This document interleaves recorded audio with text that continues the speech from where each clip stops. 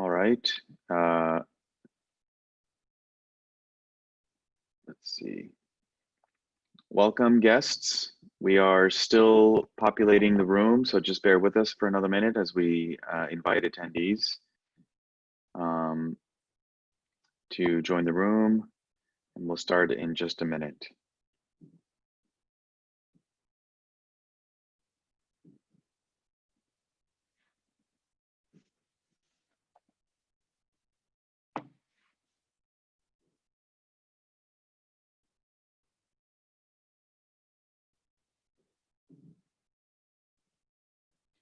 All right.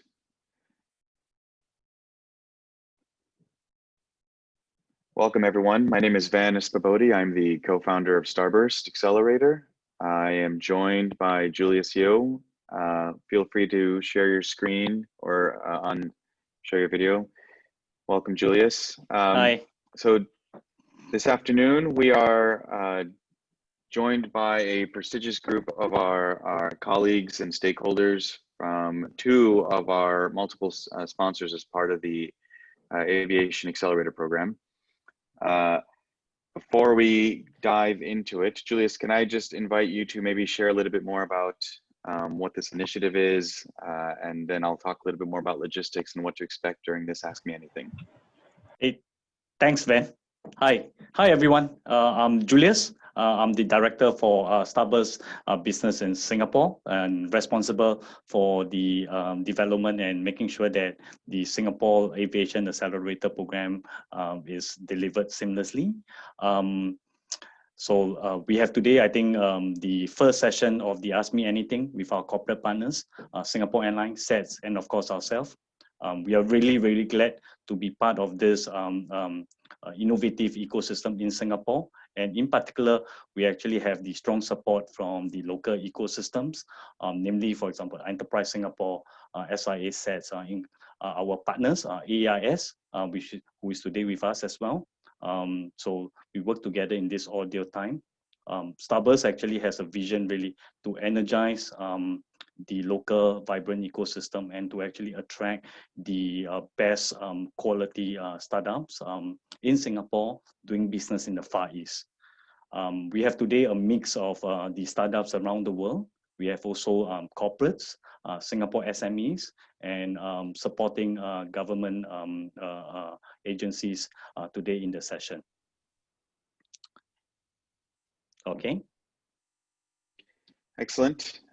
So as a reminder, yeah, thank you, Julius. So as a reminder, we are recording this session and we will be publishing this on our website, which is aviation-accelerator.com, where we will continue to provide updates and any continuing frequently asked questions as part of what we'll gather with this exercise and another one that we'll be doing shortly afterwards.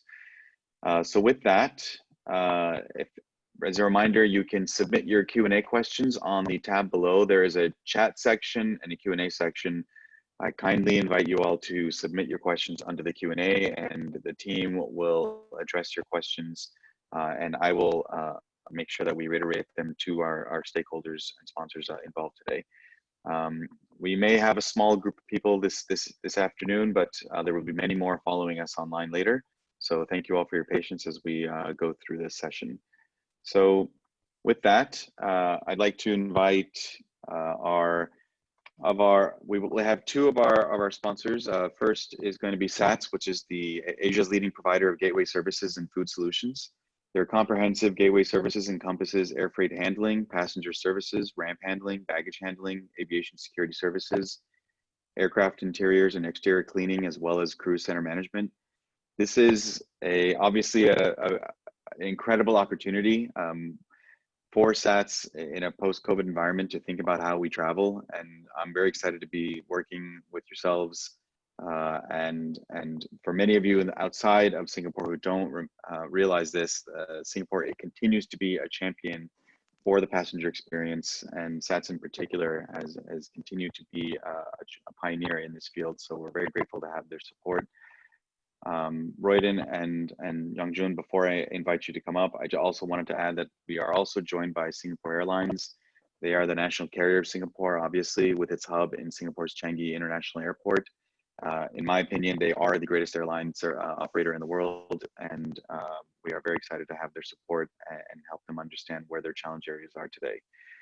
So with that, may I invite Royden and Youngjun, Royden Loh and Youngjun Lim from SATS to unmute themselves and show their video, please.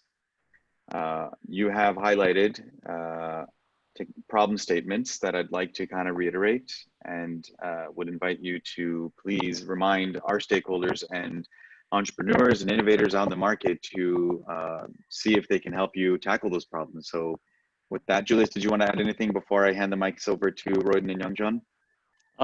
Yeah. So, Royden, Yongjin, maybe would like to actually have a little bit about your time to explain, particularly on SATS problem statements, what you guys are specifically are looking at and the expectations. Okay. So we have quite a number of interested startup who is joining us in the attendees. I'm sure they have questions for you. Okay. Thanks, Julius. Thanks, Ben. We are honored to be here. Let me jump straight into the problem statement. One of our main problems is indoor tracking of people as well as assets. So maybe if you know already, we don't own the airport. So SATS is just one of the many companies that work within the airport. So we don't own the airport. We are not allowed to go around putting up beacons and readers and sensors and things like that without prior approval from the owners, which is CAG, Changi Airport Group. So we can understand where they're coming from when they are very reluctant to open the gates and widely allow anybody to come in and install sensors in the premises now, because there's a lot of operators, even shops in the airports. So you can imagine if there's a lot of readers and sensors all over the place, it's going to look terrible. So one of our biggest pain points is tracking our assets, the assets that operate in the airside, in the passenger terminals, as well as our staff that work with them. So you have things like wheelchairs. If you know, we already have a fleet of autonomous wheelchairs as well in the airport. Things like buggies. So all these moving assets are all over the place, and it's very hard for us to keep track of these items. So we're looking for a solution that allows us to track where these things are in relation to our people, that our customer service agents that work in the airport. So once we have a clear indication of where our people and the assets are, we can actually pair them nicely. So they don't have to waste so much time walking around the whole place looking for wheelchairs and buggies, etc. Okay, so that's in essence the indoor tracker. Okay. Yeah. So maybe what about, I think, another problem statements from SATS that you guys are looking into? Then we will try to open up to any questions from the attendees. Okay. Right. Yongqing, you'd like to take that one? Yep. Okay, thanks, Royden. Thanks, Julius, and thanks, Ben, for introducing SATS. So I'm Yongjun from SATS, together with Royden on the same team. So I'll go right into the problem statement. So for myself is we are looking actually on detection of suspicious behavior during food preparation. So using existing or even perhaps new hardware in the form of CCTVs, and then running this videos or maybe say photos through video analytics or photo analytics. Okay, so the purpose is to actually sorry, there's yeah. So for where was I? So yeah, the problem statement is that we want to detect this suspicious behavior in order to so-called raise our standard even higher. So we do not want to have foreign materials. We do not want to have, like, say negligent staff that is actually negligent staff that's actually placing foreign materials into the food itself, be in form of sabotage or be in form of, say, any malicious intent, etc. So because the environment is such that it's in the kitchen environment, and every one of our staff is actually dressed up in our clean room suit, and they are actually no different from one another. It's very difficult to differentiate one staff to the other based on their outfits. Is the pain point in, even like, no matter how advanced the technology is for video analytics, there has to be some other ways that we hope that through this platform, startups can actually propose to us to detect such suspicious behavior. Of course, we'll be able to share more in details in terms of the footages or even the various use cases. So we are always constantly thinking of new use cases to upgrade our service standards as well. So yeah, that's for my problem statement there. Thanks, Yongjin. So in fact, we have some questions coming from some of the interested startups that cannot be here today. So I will actually ask on their behalf. So the problem statements very clearly outlines the use case. I think for the desired solution is actually the detection of, as what you correctly put it, of suspicious behavior during food preparation. Okay, so but what's less obvious here, however, is what do you believe to be the relevant solutions that can help to solve the problem? Because for ourselves, we have actually seen companies working on artificial intelligence, leveraging on machine learning for anomaly detection. But what's specifically for suspicious behavior during food preparations? So are you guys interested in seeing these solutions that can potentially apply to the same use case here? In other words, how focused on this specific use case does a selected startup need to be, and if at all?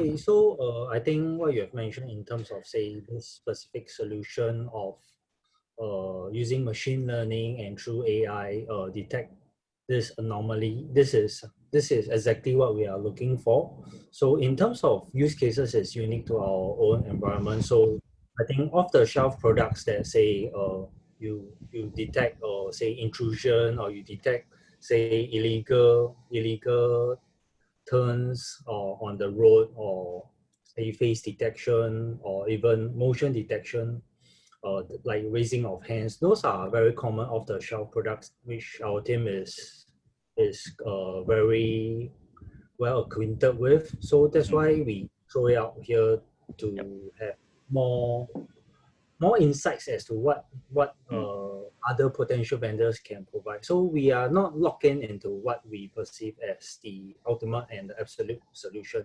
So we are definitely open to hearing from everybody and how best to tackle this problem statement then. Okay. Then my next question for Yongjin would be in terms of the maturity of the tech. So how mature is the tech are you looking at? So are you saying in terms of the technical Let's say, readiness? yes, that's right, technical readiness level. So I don't want to put a cap to say, oh, you have to be a 1 or a 5 or any number. Yeah. So definitely we are open to doing proof of concept. We don't say that you have to be established MMC or startup with like tons of customer. Yep. As long as that we feel that you can demonstrate to us what your solution will bring to the table and is applicable for our environment, definitely we will take a look at it. So to then straightforward answer your question, we don't have an exact number on the technical readiness level for the exact solution that we're looking at. Sure. Thank you, Yongjin. Thank you. The question next is actually for Royden on the problem statements of tracking of assets. So we have questions coming from one of the attendees, the startup attendees, Royden. So the question is, so for asset tracking use case, so you mentioned that the airport is the owner of the premises. So can the airport provide permission to share only the metadata to the airlines instead of sharing the image or the video data? Okay, so just few parts to this question. I don't understand quite this statement where it says, can the airport provide permission to share the metadata to the airlines? Okay, so I assume that by airlines, it's referring to us. Yeah, I think he's referring to sets. Correct. Yeah. Yes. I think so.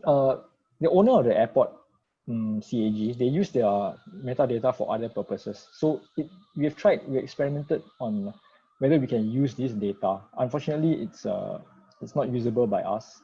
It doesn't really help us in our use case. Yeah. Understand. They use I think if I'm not wrong, they use Bluetooth. Understand. But yeah. Understand. And sometimes the sharing of this information, it's a bit tricky in a political sense. Okay. Yeah. Thanks for the clarifications. I'm sure there will be more questions coming up from interested startup.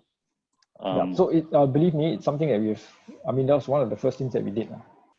Yeah, unfortunately, it didn't work out well. Okay. Yep. Okay. So I'm throwing out to the floor again. Is there any more questions for SETS, specifically for Royden and Yongchin on the SETS problem statements? If there is, please. Julius, I was going to ask Royden a follow-up to that last question. Yep. Because I've worked on airside operations before, and I know there's lots of different data ownership from the ANSP to the gate handlers and the airside. But are you working with some of the other stakeholders? Would you be able to provide maybe historical data on how some of the operations are working, or not operational data, but something that kind of helps some of these startups and the participants be more creative in how they can apply their solutions to a working set of data models that they could work with? What else do you have outreach to, maybe with your stakeholders? We don't have data, but I'll be honest with you. I think one of the more promising technologies that we've heard about out in the open, when we visit exhibitions and all that, it's this concept called Wi-Fi mapping. So we thought that might work. Very interesting concept where, at different locations in the airport, there's a very unique and different Wi-Fi signature. So we're thinking maybe if this could help us pinpoint the location of assets or people that are within that vicinity. So as you move, this Wi-Fi signature will change. Maybe that will give us some kind of insights into where this person really is. It's very intuitive to us humans. So if I'm at the airport and somebody needs to look for me, he'll ask me, where are you? And I'll just say, oh, I'm near Starbucks. And immediately that person knows, okay, I know where you are. So similar kind of concept. Understood. Yeah, we've seen that around, but not very common. Yeah. So Royden, so to add on Van's question, in fact, I got some, because we are in the midst of doing the scouting for you. So from what during the past few weeks, we have been actively scouting. So one of the things, what we are seeing, the technology side is basically doing tracking via existing video cameras, surveillance cameras in the airport side. So this is without hardware installation, because we hear you. One of your key requirements is cannot install hardware solutions, but so they are running a software analytics behind. Would they be a close fits to what you are looking at? If you're looking at CCTVs, I think certainly that will work, but it still involves tapping on somebody else's assets, somebody else's resource. Yeah. So if in a perfect world, that would probably work, but I think it's a bit hard to share resources like that. So maybe there's some footage which cannot be shared for security reasons, for example. Yeah. So in fact, this is a more detailed questions coming from the attendees. I think they also want to clarify is, so currently their tech solutions are already being able to locate, detect and count the assets using existing CCTV cameras across the airport premises. So they can also integrate with Wi-Fi networks to track the asset. But I think they were clarifying, but for that, we will need access to the cameras and the Wi-Fi systems. Exactly. Yeah. And, we don't own the cameras. So I cannot say for sure, you can have it or you can't have it. Yep. Yeah. Yep. I think so that's the kind of problems that we face. You know, when different people own different assets, there's a lot of permissions and hoops to jump through in order to get access to this equipment. Yeah, and that kind of stumbles us. Yeah. Yep. Thank you. Did I answer your question? Yes. Yes, you did. Yeah. Yes, you did. So we are in a position to assist you. Sure. Yes. So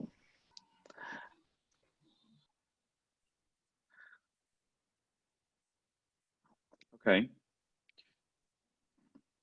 Do we have any more questions? Please feel free to type it in.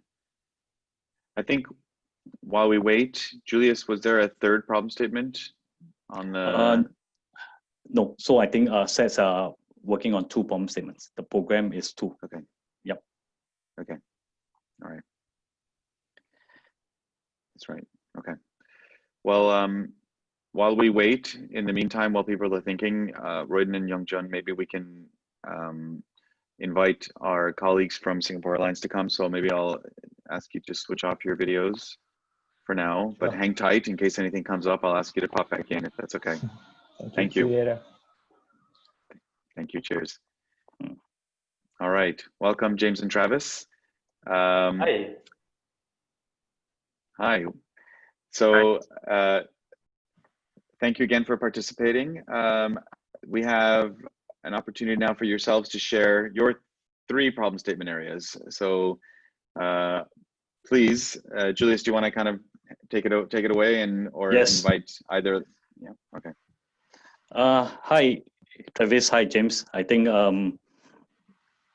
so. I think would you be able to share? I think the SQ problem statements, what you're looking at, and then the expectations of the problems or the solutions that you are looking for.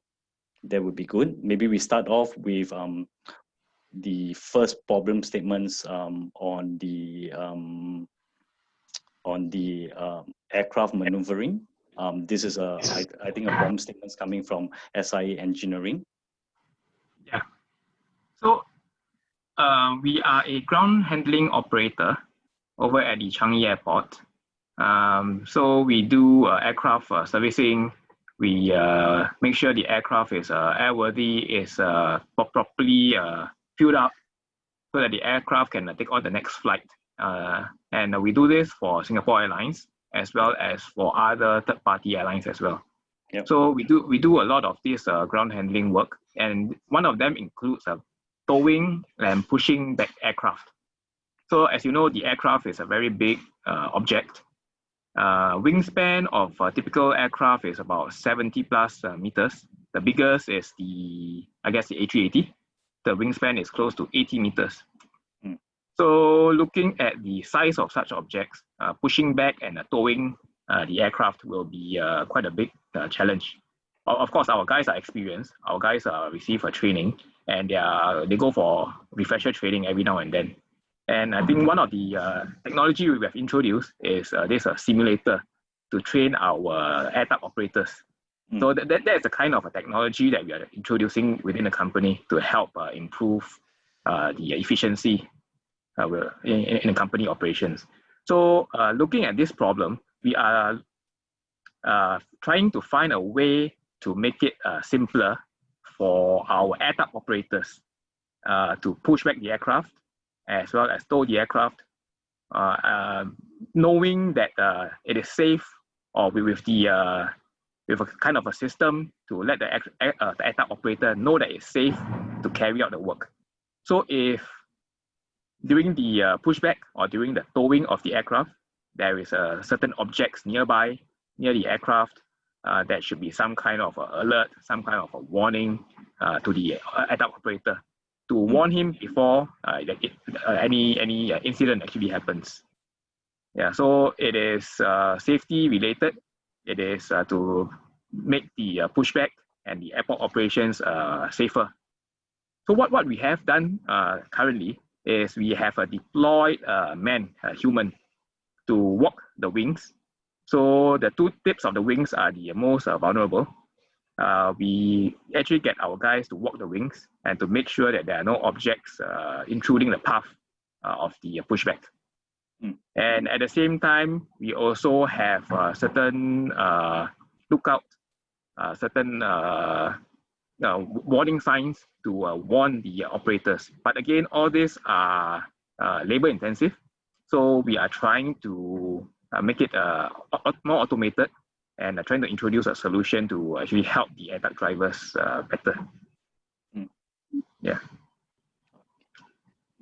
Other areas of technology that we have used so far also includes using radar, using LiDAR, using all different types of technology to help scan the surrounding. But each of these technology has a limitation. For example, LiDAR has this limitation where it only looks at 2D. So if there is a certain angle that is not covered by LiDAR, it actually misses. And at the same time, if there is an object blocking the LiDAR camera, it will also not work. So we are trying to look for a solution that can overcome all these limitations, yeah, and help the airside be a safer place to work. Yeah, so that is our problem statement, and that is actually our the kind of solution that we are looking at. Thanks, Gemma, for giving us really a comprehensive background of the problems that you are trying to resolve, and then the progress on the solutions that you're already taking. Yeah, so I think indeed, I think this is a very challenging problem statements. But I think for the past few weeks, in fact, for Starburst, we are doing comprehensive scoutings. So for a start, we have actually also looked into existing the LiDAR technologies as well as geofencing technologies. Also, that might be already in the defense space. So some they might be already doing in solving the spatial, the 3D side of areas or the challenges that you currently are facing. Yeah. Okay. Yeah. So James, I think we have one questions coming out from the attendees. The question is, what kind of objects are you referring to, the objects on the runway or objects that can potentially collide with the wings? So for example, a pole. I think if you Google airport pictures, you can see all different types of airport pictures and all different types of airport objects. So one of them is the AULD, or which is those metal carriages to help transport luggages. So those metal objects are big. Those metal objects are placed anywhere in the airport because they need to get close to the aircraft to load and unload the baggages, your luggages. So the worry is that some drivers may leave those AULD containers, metal containers, near the aircraft in a place where it is blocked from the driver's view. Yeah, so it could be any object, including big metal containers, including sometimes even poles, you're right. And most worrying is another wingtip from another aircraft. Yeah, so the airport has certain regulations that the aircraft must be parked certain distance, but depending on the angle in which the aircraft or the driver, the air truck driver turns, the wingtip might get too close to each other and accidentally chip each other's. Yeah, so it can be a big metal object, it can be a pole, like what was suggested, or it can be simply be another aircraft, parts of another aircraft. Okay. Yeah. Thanks, James. So in fact, I have questions for you. So typically in aircraft, the possibility of aircraft collision on the tarmac side, what is the we have to zoom in.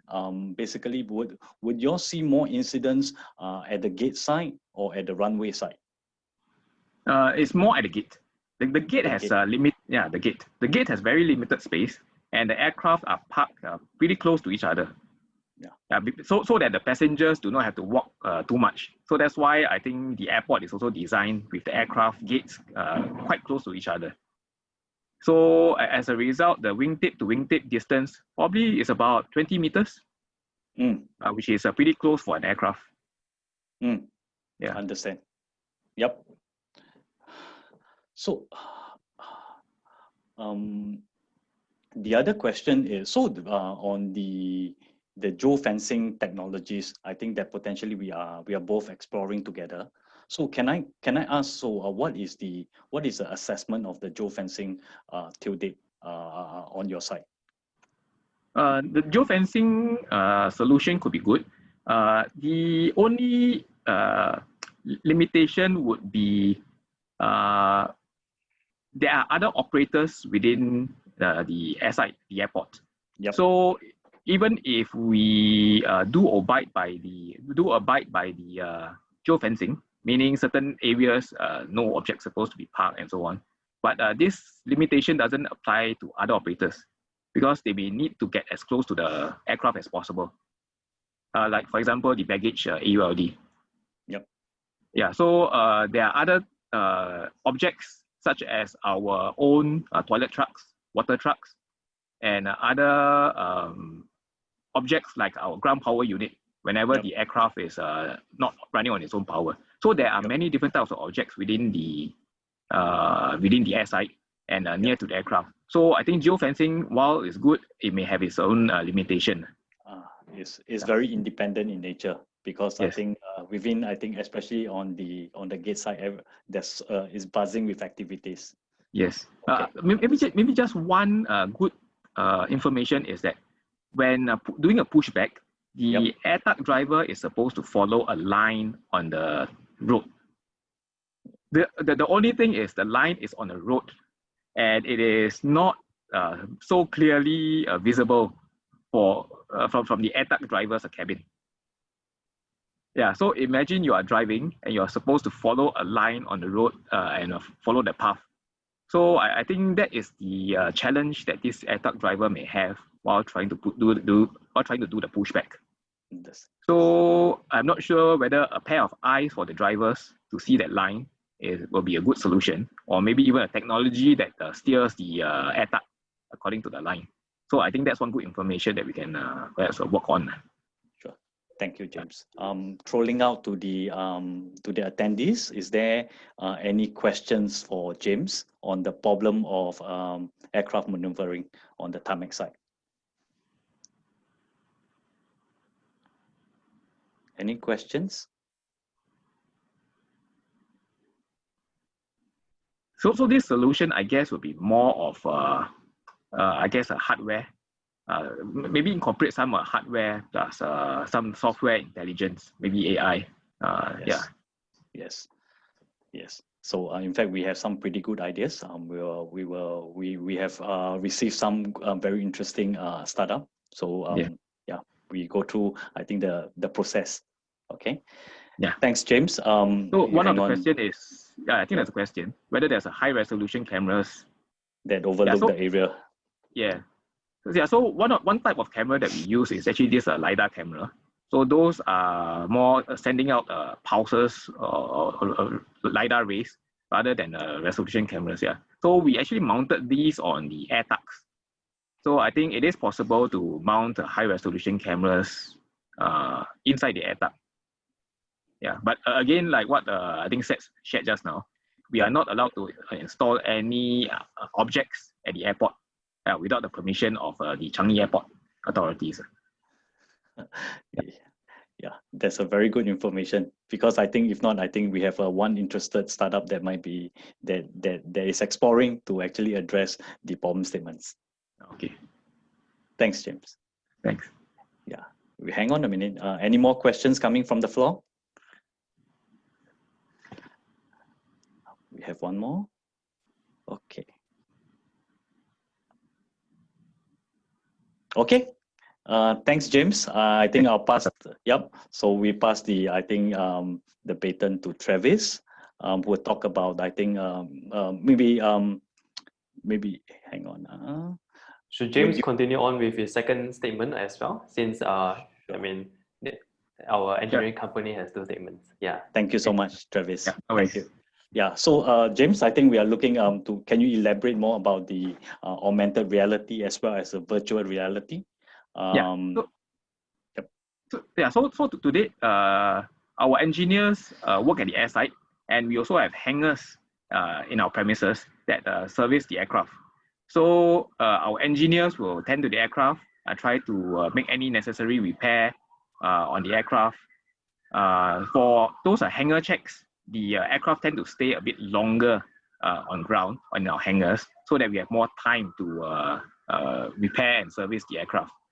Whereas at the airport, we don't want to keep the passengers waiting. So that's why the time needed to repair the aircraft is a lot shorter, and time is really very critical. So this is where I think we are looking at having this augmented and virtual reality tools to aid the engineers turn around the aircraft faster, repair the aircraft faster, so that the passengers can go on their flight. I mean, you don't want to be kept waiting at the airport or inside the aircraft and looking at flight delayed. Yeah, so this is where I think we want to do it faster so that the aircraft can start flying.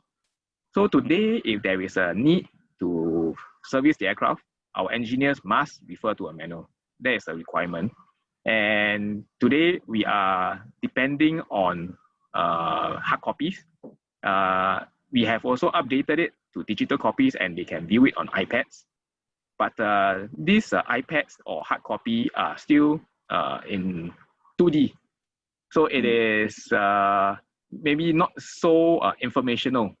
And we are looking at maybe perhaps getting more experienced people to create such virtual reality content to teach the newer stuff on how best to troubleshoot and what best to look for in during aircraft repair.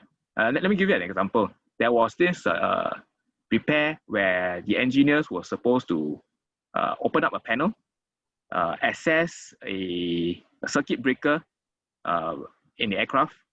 So opening up the panel and accessing the service, so the circuit breaker is pretty straightforward.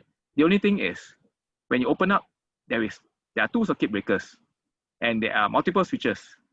So exactly which switch, is it the one on the left, the one on the right, and which button within the circuit breaker to access.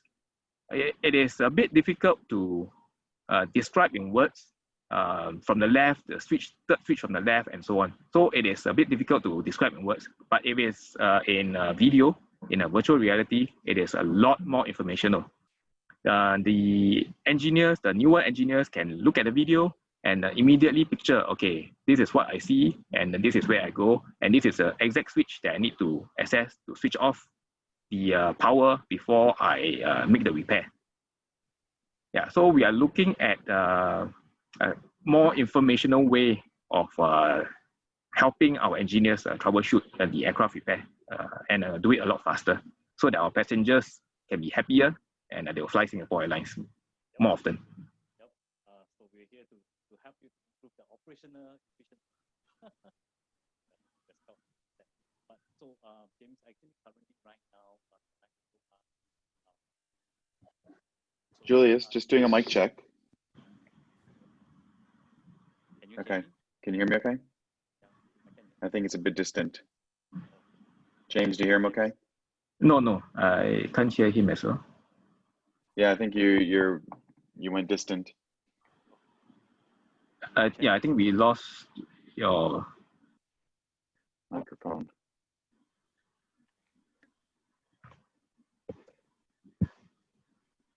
Yeah, we lost your audio. That's okay. All right, Julius, while you check that, I think I love that. And I know we have lots of companies that we know that are offering various VR, AR capabilities, also gamification for training. So I think there's a lot of interesting opportunities there that I think we can really relate to. We've seen some interesting applications in field-based engineering. So I love the problem statement, and I think there's a lot of opportunities there. So for training as well as for real-time operational support on working on the aircraft. Yeah. So, okay.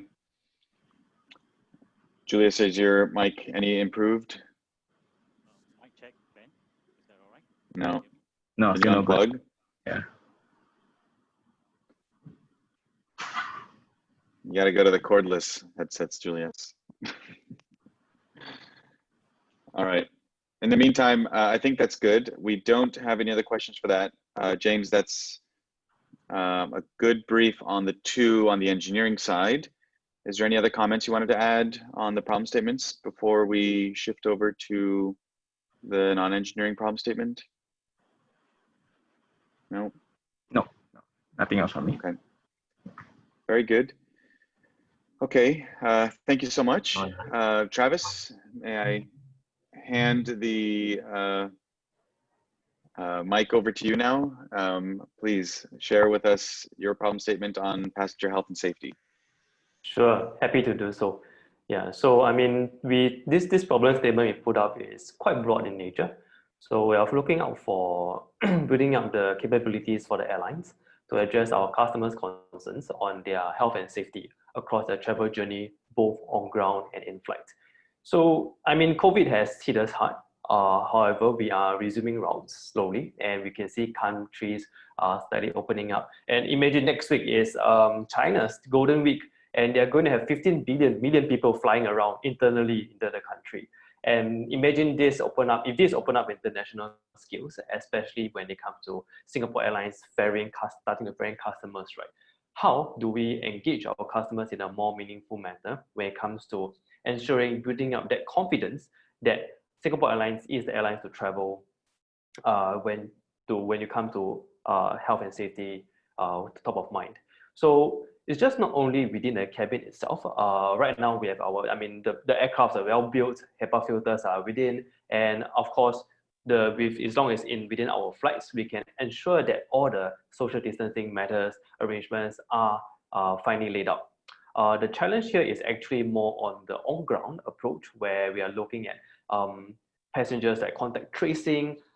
Even, for example, we are seeing a shift towards more self-servicing because customers are kind of like resisting, right, from talking to humans right now. And self-service has become even more a centerpiece of the customer journey. And how do we allow customers to even self-service, to self-check if they have a fever before even stepping out of the house?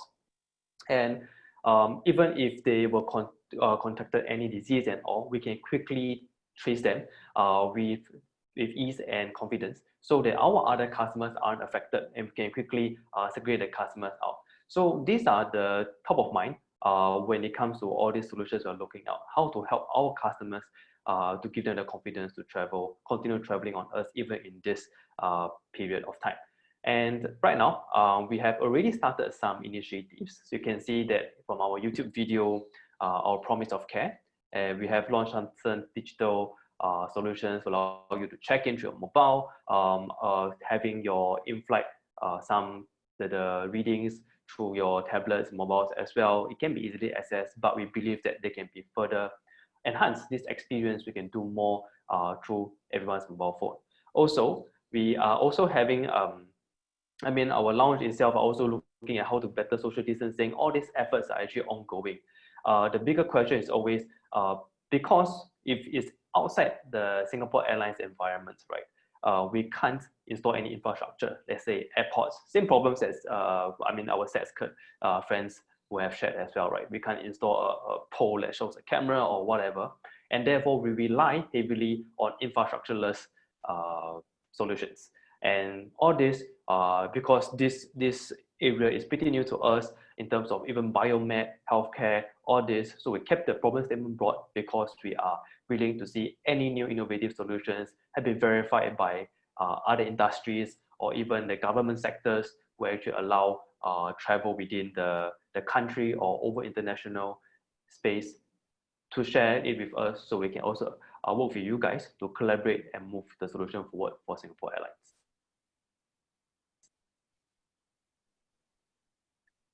I love it. It's bold, and it's definitely a leading sign of how you guys are trying to take a front end on this. So I'm a big fan, and I welcome the opportunity. It's interesting to see how other countries have responded to a post-pandemic environment and how they can use technology and data to get in front of it, whether some countries are using it for track and trace. But I think I am curious, and one of the startups sent their questions in advance.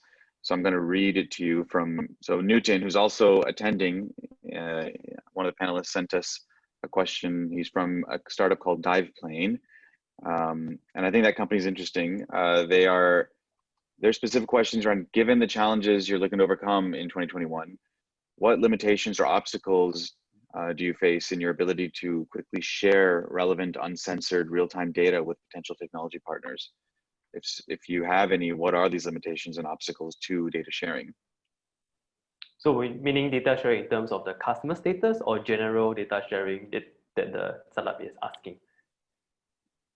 I think let's do both. All right. So yeah, I mean, let's say for the COVID situation, right? I mean, the whole situation enables the environment right now for it breaks up the silos in terms of data sharing, especially when it comes to personal healthcare. However, the question is always, what should we be sharing, and what is important that the customers are actually trying to are able to share for them for their own comfort. So, for example, you think of the customer's point of view, right? If I'm a customer, for me to return to get information back saying that, hey, I would want to know, is this person beside me have traveled to certain countries, and am I safe when I'm sitting here in a flight, in the lounge? And this is kind of a customer kind of knee-jerk response in terms of data sharing in this aspect. So this brings the levels up, right? And we are actually, I mean, looking at, for example, leveraging or bringing in all this information from IATA thematic is one, and additional working with startups, young companies that can bring in additional information in terms of what IATA thematic can provide, right? Gives even better holistic view of this, the information or the data that's needed to be provided to the customer. However, this data wouldn't be drilled down to any PII definitely information that affects the person. It's still, the PII is always still very crucial for us, and we're probably looking at the aggregate level of the data to ensure that across the industry, we are sharing the data, and actually this data is helping the industry as well as the customers as well, without revealing any personal information. It's very important to keep personal information intact, especially even in what situation. I mean, everyone should actually keep their PIIs close to heart. Yeah. I think data privacy is definitely a critical aspect of it. So it is interesting to see how the customers how it's being worked in different environments and how you want to nuance it into the travel experience. So yeah, absolutely. Okay. Julius, you look like you're testing your mic one more time. Mic test. Ben, can you hear me? Mic check. You're good to go. Million times. Okay. You're good. Okay. Okay. Julius, did you want to add anything to the questions from Travis? Yes. Hi, Travis. Hey, Julius here. Hey, so thanks for providing a detailed explanation of the expectations or the requirements. Adding on Ben's questions, in fact, coming on from Diveplane.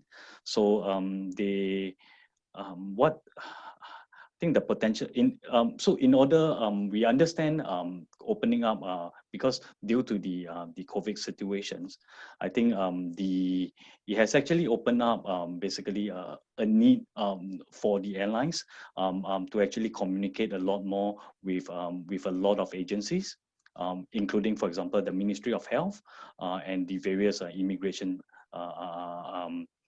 agencies. So with this in mind, so I think the startups that's actually interested to address the problem statements is actually looking to address the PII issue. So this is something bearing in mind. So we are looking at all angles because you are working in all aspects as well. Okay, so I just want to wrap up on these particular questions. Going back to the floor, is there any questions from Travis on the problem statements on COVID? Anyone?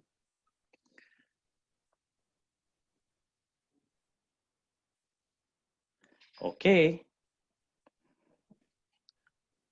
Okay, if the attendees has any questions, please do write to myself and to my team, so we can actually clarify more in offline.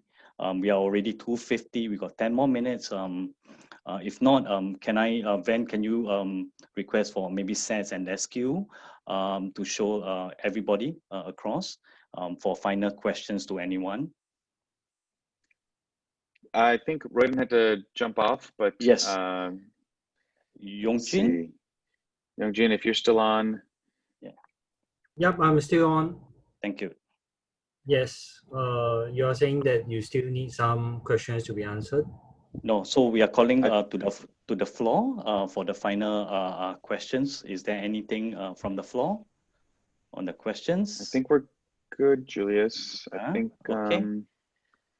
Yeah, I want to thank our panelists for reiterating and reemphasizing the problem statements. I think we have a really great, diverse mix of challenge areas, and it really invites incredible opportunities of companies that are developing sensors, data analytics, robotics, vision systems. So it really it brings some interesting innovations that we're really excited to kind of work with you all on with.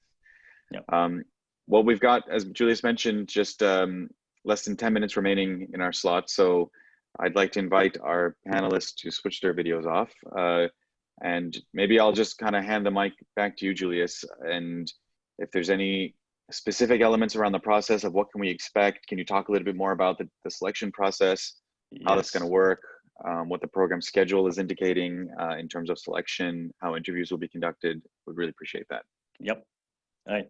Thanks, Ben. So again, I think so we are currently right now in the Ask Me Anything session 1. So which is on the 1st of October.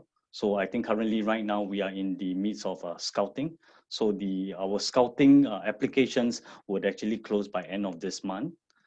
Before end of this month, we have another clarifications on the 15th for our corporate customers, another which is AirLab. So we invite potential attendees, startups to attend this Ask Me Anything session as well.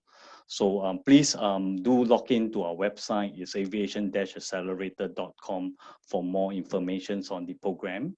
After the end of this month, which is the 25th of October.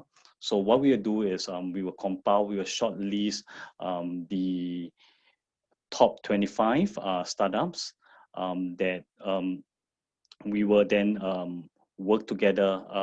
We will actually notify the top 25 startups in writing to say that they are notified. So this selection is actually supported with a group of panelists, of course, in participation with Starburst, our corporate partner, SIA, SETS, AirLab, and we're looking also to our community partner, AIS, together with us to do the shortlisting.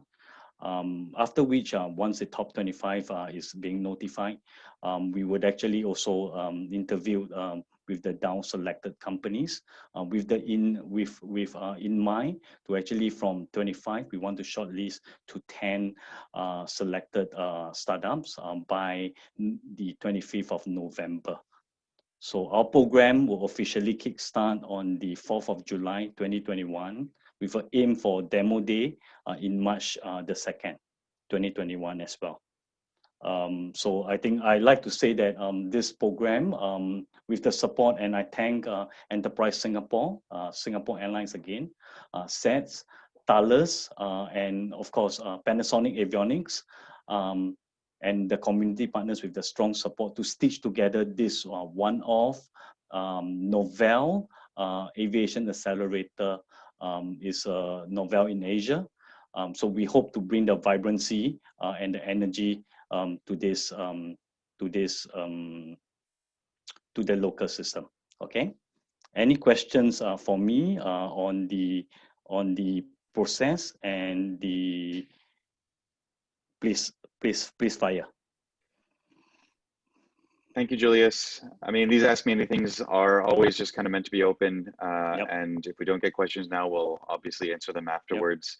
We'll make sure we share this video with you. We will be doing, as Julius mentioned, our next Ask Me Anything in 2 weeks on October 15th with the remaining partners. In the meantime, as there's no other questions remaining, I think we can wrap a couple minutes early. Julius, is there anything else you wanted to add? Okay, hang on. No, I'm good then. Thank you. Okay, well, thank you again, everyone, for joining this afternoon's event. The team is available to answer any questions you might have.